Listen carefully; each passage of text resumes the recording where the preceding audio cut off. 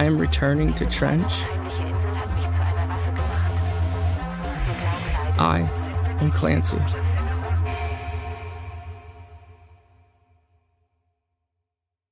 If you don't know who 21 Pilots are, you probably have no idea what you just watched. But if you are a fan of 21 Pilots, then you know their music is more than just some amazing ass songs. It's a journey through deep themes, unique stories, and hidden symbols. Today, we're diving into the fascinating world behind their music, exploring the lore that has made them one of the most interesting bands of the last decade. From Blurryface to Clancy, there's a whole universe of meaning waiting to be uncovered. So, let's take a dive into the world of 21 Pilots. Every story has a start, right? Well, 21 Pilots starts their storyline in the 2015 hit album Blurryface. The story then continues into their albums Trench, Scaled and Icy, and their most recent project, Clancy. Now, I gotta explain some locations and key terms so you can understand everything a lot better. Let's start with one of the main locations of the lore, Dema.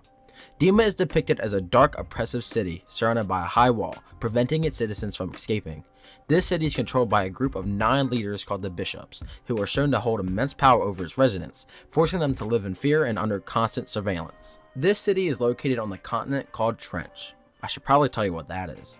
Trench is the place outside of Dema, a place where the citizens try to escape to.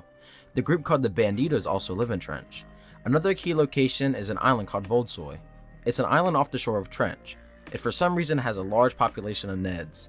I'll explain what a Ned is later. That's about it for the locations. Now, let me explain some key terms you should know.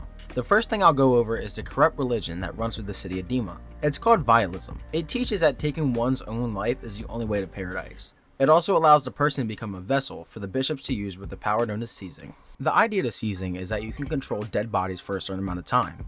Only the bishops can do this, at least that's what they thought. Clancy, one of the main characters, is an exception to this rule and can also use his power. Now that you know all of this, I think it's time I introduce our characters. First up, the main characters. Clancy, which is Tyler, and Torchbearer, which is Josh. Clancy is a citizen of Dema who is known for writing letters detailing his life in Dema. He was also forced to make propaganda for Dema, which was the album Scaled and Icy. He is well known by the other citizens of Dema, and he is the only non-bishop that can use the seizing power. Now, let's talk about our man Torchbearer. He is the leader of the Banditos, and he has the power to appear to guide people without physically being there. You may be thinking, who are the Banditos? Well, I'ma tell you. The Banditos are a group of people that aim to overthrow Dema and help the citizens escape. They use the color yellow to symbolize their group. Let's start going over the bishops. There are 9 in total, and the leader is Nico, also known as Blurryface. The next important bishop is Keons, which is Clancy's bishop. Keons is one of the nicer bishops. He later betrays Dema to help Clancy and the Banditos. There are 7 others, but they don't really matter. Just know they are the higher ups in Dema, and they each control different parts of the city. The dragon on the Scaled and Icy cover is named Trash, and he will help out later. Finally, what is a Ned? Neds are these creatures that reside on the island Voldsoy. Their antlers can grow and be removed. When Clancy has these antlers, it gives him the power of seizing. Now that we finally got all of that down, we can move on to the storyline.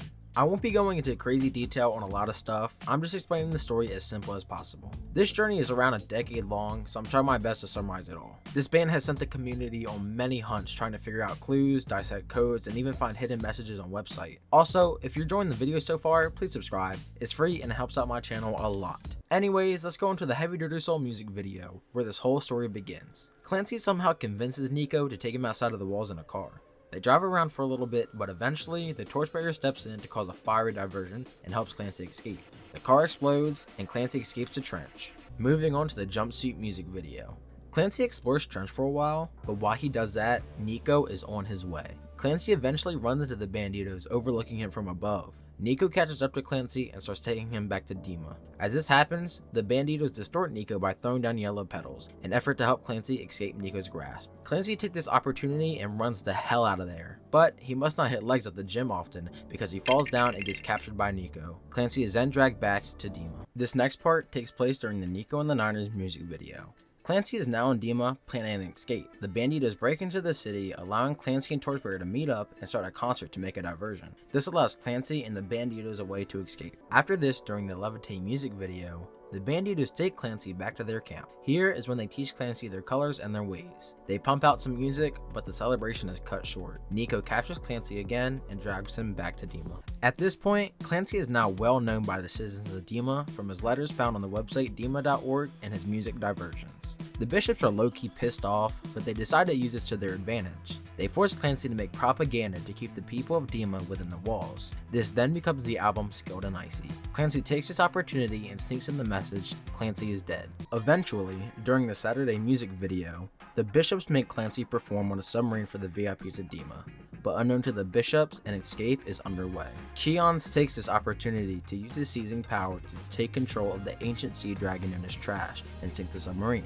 This allows Clancy and Torchbearer to escape. On to the outside music video. The other bishops find out about Keons betraying them, so they end up killing Keons. After the events of the submarine sinking, Clancy and Torchbearer show up on an island called Voldsoy. They explore for a while and come across a cave. This cave has a large population of Neds. We first saw a Ned in the Chlorine music video. Anyways, Clancy starts rapping to the Neds for some reason and eventually finds himself on a beach outside of the cave. This is where a Ned would grow and take off his antlers and give them to Clancy. Using these antlers, Clancy can now use his seizing powers. Clancy takes control of Keon's dead body, hits a quick emote, and then starts a fire in Dema.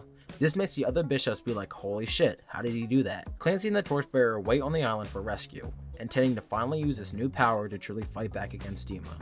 They start to head back to Trench on a boat. Next, we go to the Overcompensate music video. Clancy starts a concert inside of Dema. His plan is to expose the truth of this corrupt religion and the evil leaders to the citizens of Dema. He starts a rebellion from inside the walls. He teaches the people of all the bad things that are happening and teaches them of the Banditos, basically saying they need to escape and fight back against the bishops. Clancy gains their trust and convinces people to join the rebellion.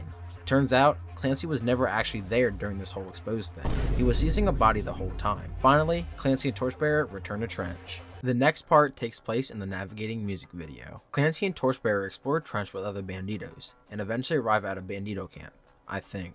I don't know, it's just a giant fire. Anyways, Clancy meets Torchbearer? Yeah, turns out the whole time, Clancy was traveling with an imaginary version of Torchbearer. But now that they have finally met up officially in years, Clancy gets his mask and is ready for their final fight. This finale takes place during the Paladin Strait music video. Clancy and the Banditos gear up and prepare to fight against Dema. They begin their way over, but they're getting spied on from vultures above, being controlled by the bishops. In response to the Banditos on their way, the bishops come together and use all their powers to make a zombie army of the victims who have fallen to Vialism. Low-key f***ed up. The Banditos arrive and the two armies have a face-off, giving Clancy the opportunity to sneak into Dema, climb the tower where the bishops are located, and take them down. Clancy gets to the top and starts beating the bishops' ass. He takes down 7 of them, but Nico's nowhere to be seen. Clancy says pull up and fight him. Nico comes out of a door and grabs Clancy by his neck. So few.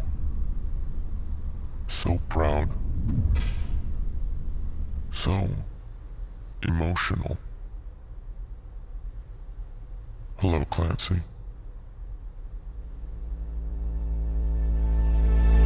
And that brings us to the present. We were left off on a huge cliffhanger. There was a lot of lore that has been happening there in the shows, but we still don't know enough to understand everything 100%. There are theories about their new song The Line could be lore related, but I'm not too sure. Hopefully you enjoyed this video and understand the 21 Pilots lore and story a lot better than you did before. If you didn't enjoy it, please subscribe. It helps out my channel a lot. It's free and you can always change your mind later. I have another video essay on my channel about the history of 21 Pilots, so go check that out if you want. Thank you for watching. Ready up now. Can't build down. Crank to height now. I don't want to play for it. I don't want to play for it. It's a build fight of what I build less. Can you die of fall damage? I don't